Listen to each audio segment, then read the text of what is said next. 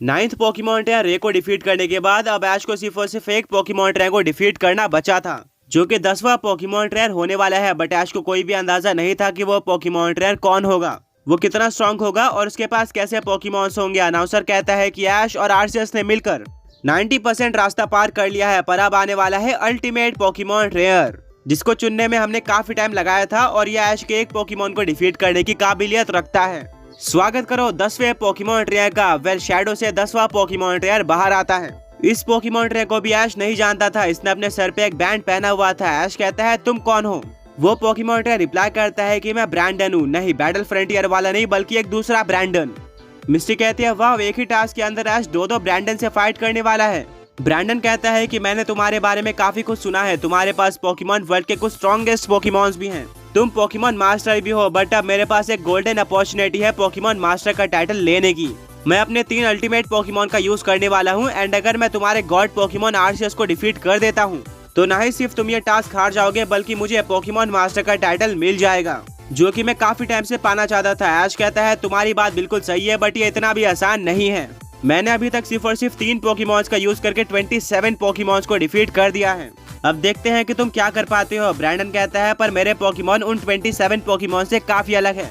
Referee कहता है बोलने का कोई भी फायदा नहीं है, फाइट को स्टार्ट किया जाए। ब्रैंडन अपने फर्स्ट पोकेबॉल को टॉस करता है, जिसमें से बाहर आता है वाटर और ग्राउंड टाइप का स्टार्टर पोकेमॉन स्वाम्पर्ट। फाइट शुरू हो जाती है। वाटर टाइप पोकेमॉन को देखते हुए ऐश अपने आर्सियस को थंडर यूज करने के लिए कहता है, जो कि स्वाम्पर्ट के ऊपर लग जाता है, पर इससे स्वाम्पर्ट को कोई भी डैमेज नहीं पड़ता। ब्रॉक कहता है स्वाम्पर्ट वाटर के साथ ही साथ एक ग्राउंड टाइप पोकेमॉन भी है, जिसके ऊपर इलेक्ट्रिक टाइप अटैक असर नहीं करेंगे। मिस्टी कहती है स्वाम्पर्ट की टाइपिंग तो काफी औसम है। ब्रैंडन कहता है स्वाम्पर्ट हाइड्रो पंप अटैक का यूज करो। वहीं पर इसके काउंटर में ऐश अपने आरसीएस को हाइपर बीम यूज करने के लिए कहता है। दोनों अटैक आपस में टकरा जाते हैं और हाइड्रो पंप को डिस्ट्रॉय करते हुए हाइपर बीम स्वाम्पर्ट के ऊपर लग जाती है, जिससे स्वाम्पर्ट को काफी हैवी डैमेज सहना पड़ता है। पर बिना आराम के स्वाम्पर्ट एक जंप करता है और यूज करता है hammer arm attacker directly RCS के सर पर, जिससे आरसीएस को सुपर इफेक्टिव डैमेज पड़ता है। अब आरसीएस ने काफी सारे अटैक का डैमेज ले लिया था, इसीलिए ऐश अपने आरसीएस को रिकवर अटैक यूज करने के लिए कहता है, जिससे आरसीएस की बॉडी ग्लो करना स्टार्ट कर देती है। ब्रैंडन कहता है स्वाम्पर्ट नहीं, हम ये नहीं होने दे सकते। अगर आरसीएस ने ऐसा कर लिया तो वो अपनी हेल्थ रिकवर कर लेगा एंड हमारी मेहनत वेस्ट हो जाएगी। अभी आइस बीम अटैक का यूज करो। स्वाम्पर्ट बिल्कुल ऐसा ही करता है। आरसीएस पूरी तरह से रिकवर नहीं कर पाया था और इतने में ही उसके ऊपर आइस बीम अटैक लग जाता है, जिससे आरसीएस को डैमेज तो पड़ता है पर वो साथ में जम भी जाता है। यह स्वाम्पर्ट और ब्रैंडन के लिए काफी अच्छा चांस था। ब्रैंडन कहता है स्वाम्पर्ट दोबारा से हैमर आर्म अटैक का यूज करो। स्वाम्पर्ट जंप करता है, पर इतने में ही बिल्कुल पिछले बार की तरह आरसीएस पूरी तरह से बर्फ को तोड़ देता है और बाहर आ जाता है, जो कि स्वाम्पर्ट ने बिल्कुल भी एक्सपेक्ट नहीं किया था और उसका बैलेंस बिगड़ जाता है। इसी का फायदा उठाते हुए आरसीएस एक्सट्रीम स्पीड का यूज करता है, जिससे स्वाम्पर्ट काफी जोर से जमीन से जाकर टकराता है और हार जाता है। ब्रैंडन पूरी तरह से शॉक हो गया था। रेफरी कहता है स्वाम्पर्ट आगे फाइट नहीं कर सकता। अब ब्रैंडन के पास सिर्फ और सिर्फ 2 पोकेमॉन्स बाकी है। ऐश कहता है एक नॉन लेजेंडरी पोकेमॉन होने के बाद भी स्वाम्पर्ट ने आरसीएस को अच्छी फाइट दी है, जिससे पता चलता है कि तुम सच में काफी अच्छे पोकेमॉन ट्रेनर हो। ब्रैंडन एक स्माइल देता है और कहता है थैंक यू ऐश, तुमसे ये सुनकर मुझे बहुत ज्यादा अच्छा लगा। ब्रैंडन अपने स्वाम्पर्ट को पोकेबॉल के अंदर वापस लेता है और सेकंड पोकेबॉल को टॉस करता है, जिसमें से बाहर आता है प्योर साइकिक टाइप का मिथिकल पोकेमॉन डिओक्सियस। आगे बढ़ने से पहले पिछले पोकी क्विज के विनर्स ये रहे एंड आज का क्वेश्चन ये है कि पोकेमॉन वर्ल्ड का सेकंड सबसे फास्ट पोकेमॉन कौन सा है बेस स्टैट के अकॉर्डिंग। ब्रॉक कहता है वाह, ब्रैंडन के पास पोकेमॉन टीम भी कमाल की है। ये ऐश के लिए काफी बड़ा चैलेंज होने वाला है। फाइट शुरू होने वाली होती है, पर तभी ब्रैंडन अपने बैग से एक मीटियोर को बाहर निकालता है और कहता है डिओक्सियस अभी इसको टच करो। डिओक्सियस उस मीटियोर के पास जाता है और अपना फॉर्म चेंज कर लेता है। अब वो स्पीड फॉर्म में आ चुका था, यानी कि अब वो आरसीएस को अपने स्पीड का यूज करके चकमा दे सकता था। पर तभी अचानक से डिओक्सियस के ऊपर एक अटैक लगता है, जिसको देखकर सभी लोग शॉक हो जाते हैं।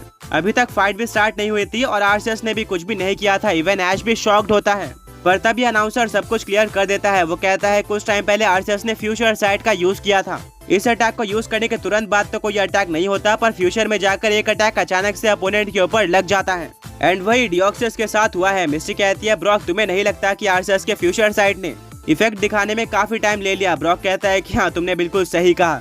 फाइट शुरू होती है। ऐश कहता है कि हमारे सामने एक स्पीड स्पेशलिस्ट पोकेमॉन है, इसीलिए हम भी अपने स्पीड का यूज करेंगे। आरसीएस एक्सट्रीम स्पीड अटैक का यूज करो। ये सुनकर ब्रैंडन भी अपने डिओक्सियस को एक्सट्रीम स्पीड यूज करने के लिए कहता है। अब ये अटैक किसके ऊपर लगेगा ये पूरी तरह से स्पीड के ऊपर डिपेंड करता था और उसमें डिओक्सियस काफी आगे है।